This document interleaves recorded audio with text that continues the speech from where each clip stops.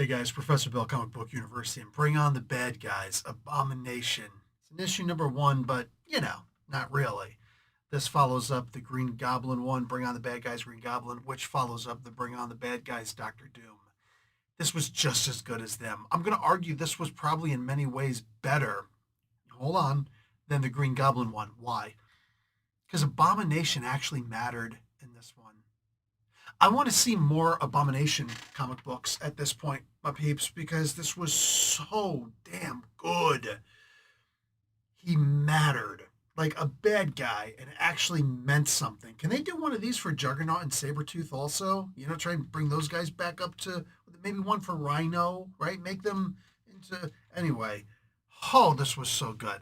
Let's get talking about all that good stuff. But first, credit where credit is due. Let's go. This issue is called The Well of Ages. Continuation of the story as explained. Deal with the Devil. Oh, Deal with the Devil is the second story. The first story, Well of Ages. Writer is Philip Kennedy Johnson. No wonder it was so good.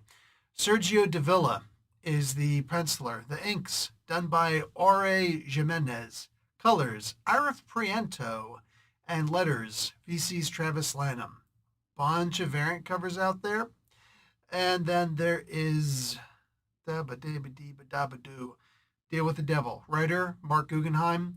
Artist, Michael Stamara. And color art by Dano Sanchez Alamara. Wow, guys. So, just like the preview pages show, there was a Wakandan jail. Abomination is in there. Some chick shows up, and she offers him a deal. The deal is that there's this well that some Wakandan students had dug up in Benin, not too far away. And it had some, stuff there. It was whatever, right? Didn't really mean that much. But just outside of the perimeter where they were allowed to dig, just as it was getting a little too dark, all of a sudden this red light was popping up from this well that just appeared out of nowhere. For these guys, at least. There's behind the tree line. And there's some dead bodies there, some ancient swords, and the absolute oldest dig site with Wakandan traces, like older than illustrations that people had put together. Really old stuff. These guys are just like, oh, we've got to check this out. And they start hearing this voice from down in the well. Come and drink from whatever the name of this ancient, African god thing is, right? So the offer is to go and find out what's down in that well. I guess they were also kind of sort of just a little bit hoping that they would rescue the people down there too, if they could. Two Dora Milaje were lost in this. Yeah, don't think that that wasn't their first option, right? So anyway, throughout all of this, you'd figure it's just going to be a punch and smash kind of thing, right? Abomination smash. Absolutely not, because while that does happen, while there is some fighting in here, some pretty good stuff too, it's mostly an intelligentsia thing. See, I forget sometimes what the professions are of some of my favorite villains. And somebody like Abomination, who is good in theory, but not always played to his fullest potential, is in fact Emil Blonsky. So Abomination was originally a CIA agent, or not CIA, I think he was KGB, whatever. He was some kind of an intelligence agent, right? So that's cool. Very different from the movie, yeah? He always dealt in intelligence. And he's trying to play his chips. Meanwhile, things are happening around him, and he's paying attention to certain things, yeah? I'm not going to spoil this. Even though it says issue 1, it's not an issue 1, so no spoilers for me. But Emil actually gets played as a spy in this. He's not like Cloak and Dagger hiding on the side. What that means, Cloak and Dagger means something different in the Marvel Comics, right? He's not, spy versus spy, leaning up against walls, back up against them and peek around corners and using a stethoscope to open a safe to find the information, and he doesn't go full Mission Impossible on anybody. No letters are destroyed within the next 5 seconds, okay? Rather,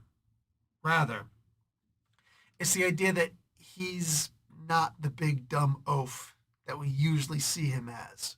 Oh, smarter than the Hulk, but not really that smart. No, he's really smart in this. I'm not talking he's a scientist or anything. He just knows how to play his cards. He keeps his cards close to his chest and he always knows how many chips are on the table and where. This was a really good interpretation of the character. I would say that probably one of the kind of messed up things that happened at the very end of this is not a spoiler. It says that the abomination will continue in the pages of the Hulk. I know right now, currently, just as name, Al Ewing is doing the Hulk. It's not the Hulk that I particularly like. It's a different. Wait, no, he's not doing the Hulk. He's doing Thor. Philip Kennedy Johnson. Friggin' A, this guy. He's actually doing it. Oh. All right, screw it. I guess I'm going to have to go back and start reading the Hulk again. Don't you love it when they do that? See, this is the brilliant marketing that Marvel needs to do more often. It's Philip Kennedy Johnson who wrote this comic. It's Philip Kennedy Johnson who wrote a bunch of really amazing comic books that I think we've all loved, and including the first thing I've ever read from the guy, Murder Falcon. And he's also doing the Hulk. So when he says he'll reappear in the page of the Hulk, all right, fine.